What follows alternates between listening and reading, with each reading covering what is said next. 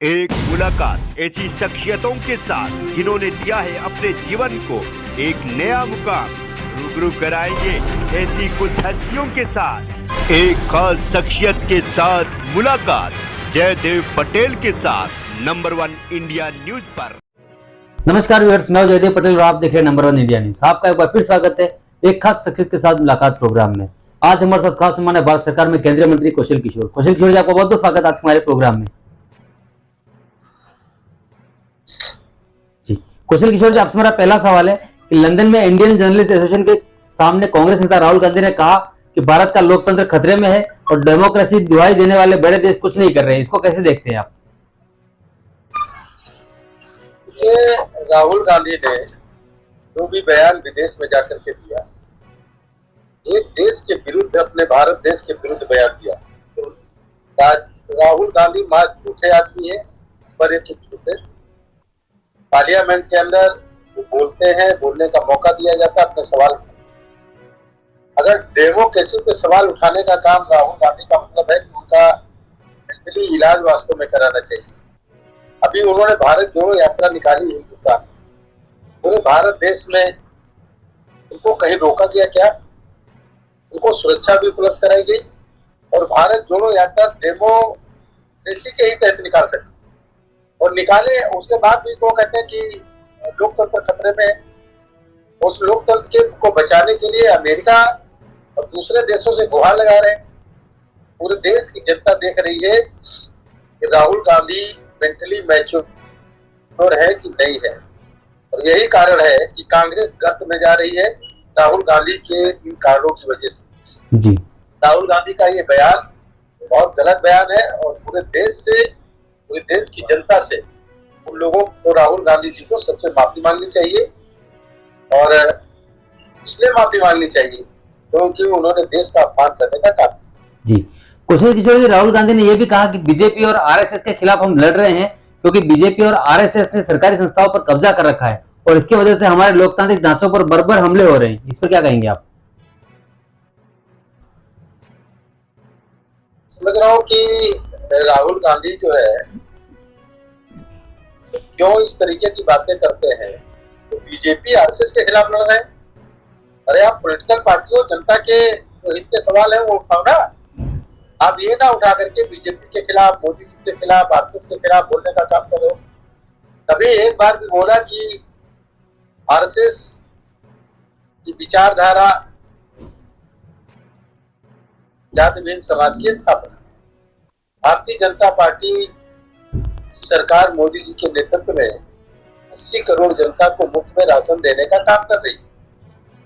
कोई इस सरकार में भूखा नहीं रहा। इस कोरोना काल में 50 करोड़ जनता को मुफ्त में इलाज मिल रहा और देश के लगभग 80% किसानों को 6,000 रुपए साल में किसान निधि का सम्मान का पैसा मिल रहा है। 10 करोड़ के आसपास महिलाओं को गैस सिलेंडर चूल्हे देने का काम किया हमारी सरकार, आवाज देने का काम कर रही है। ये राहुल गांधी को दिखाई नहीं पड़ता। और बीजेपी के खिलाफ, आरएसएस के खिलाफ आप लड़ने की बात कर रहे हो तो जनता समझ रही है, इसलिए लड़ रहे हैं, इसलिए ये आवाज उठा रहे हैं कि गरीबों को राशन न मिले, लोगों को मुफ्त में इलाज न मिले, गरीबों को आवास न मिले, किसानों को किसान निधि सम्मान न मिले। ये बात जनता समझ रही है और इसीलिए कांग्रेस को दरकिनार कर रही है। और राहुल गांधी की बात वो अब जनता तो छोड़ दो, कांग्रेस पार्टी के ही लोग सुनने के लिए तैयार नहीं।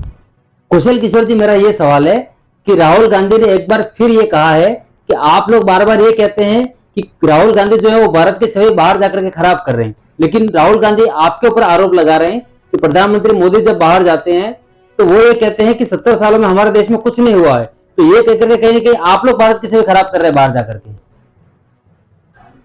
नहीं, वो राहुल गांधी गलत बोल रहे हैं। राहुल गांधी ही विदेश में जाकर के भारत की छवि खराब कर रहे हैं।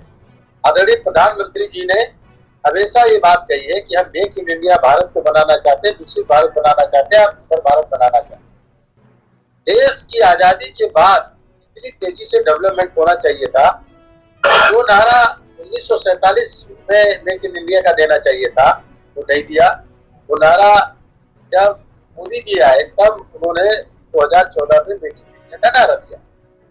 आत्मनिर्भर भारत का नारा जी प्रधानमंत्री पंडित जवाहरलाल नेहरू जी को देना चाहिए था, क्यों नहीं दिया उन्होंने? देश को विकसित भारत बनाने का, आत्मनिर्भर भारत बनाने का मेक इन इंडिया का नारा आखिर पंडित जवाहरलाल नेहरू जी ने क्यों नहीं दिया? इंदिरा गांधी जी ने क्यों नहीं दिया? जब इन लोगों राजीव गांधी ने नारा देने का काम क्यों नहीं किया?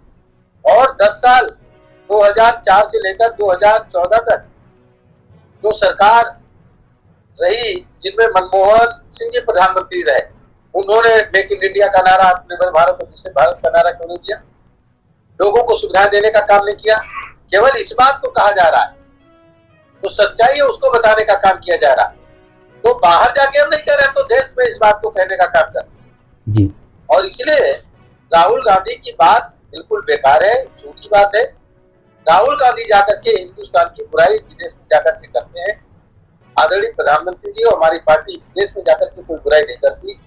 हम उन सरकारों को जो काम करना चाहिए था जिम्मेदारी से देश की आजादी के बाद, जिन्होंने नहीं किया, अगर किया होता तो आज हमारा देश विकसित भारत होता, आत्मनिर्भर भारत होता। हमसे 2 साल बाद आजाद चीन 1949 में विकसित कंट्री बन गया। 2 साल पहले ध्वस्त हुआ जापान 1945 में, वो विकसित कंट्री बन गया। हम 1947 में आजाद हुए, हम विकसित देश नहीं बन पाए। आज विकसित देश बनाने का आगामी 25 साल का अमृत काल, जब आजादी के 100 साल पूरे होंगे, उसका पूरा प्रोग्राम बना करके आदरणीय प्रधानमंत्री नरेंद्र मोदी जी ने तैयार करने का काम किया है। इसलिए अब विकसित भारत की तरफ तेज गति से हमारा देश बढ़ रहा है और निश्चित तरीके से हमारा देश विकसित भारत बनेगा, आत्मनिर्भर भारत बनेगा और विश्व में अग्रणी भूमिका निभाने का काम करेगा। जी कुशल किशोर जी, आपसे मेरा एक आखिरी सवाल है कि आप लोगों का कहना है कि हम विश्व गुरु बनने जा रहे हैं, तो वहीं दूसरी तरफ देश के 9 विपक्षी दलों के नेताओं ने प्रधानमंत्री मोदी को चिट्ठी लिख रहे और कह रहे हैं कि केंद्रीय जांच एजेंसियों का दुरुपयोग कर रही है और विपक्षी नेताओं को जानबूझकर परेशान करने का काम किया जा रहा है। इसको कैसे देखते हैं आप? मैं कह रहा हूं, अगर सीबीआई किसी की जांच कर रही तो कर, नहीं तो डर नहीं। डर क्यों रहे हैं? इस बात के लिए डर रहे।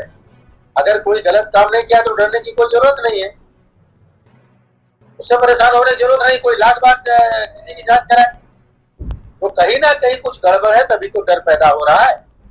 और ये लोग मोदी जी पर हमला करते हैं, मोदी तेरी कब्र बनेगी, इस तरह के नारे लगाते हैं।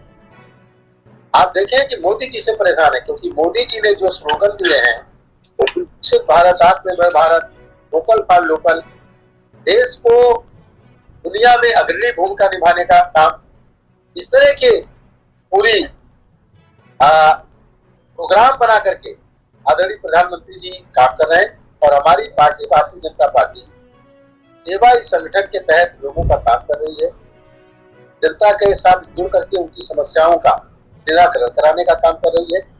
और इसलिए विकसित भारत बनेगा।